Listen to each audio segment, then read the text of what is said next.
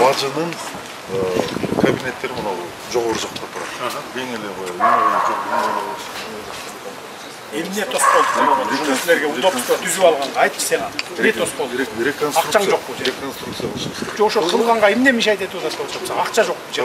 Каражат жок. Анан курок чыкпай келгенде бул жердин баарын баягы планировка туура эмес болгон. Канчасы? 28.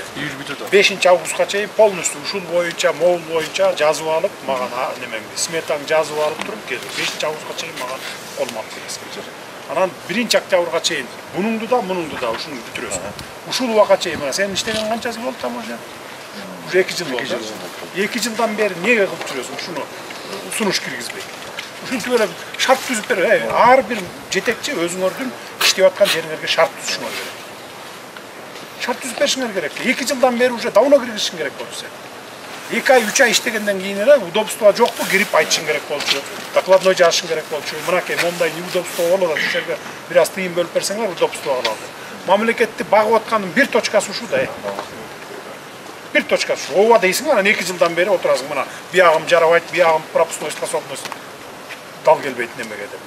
Кагаздагыга.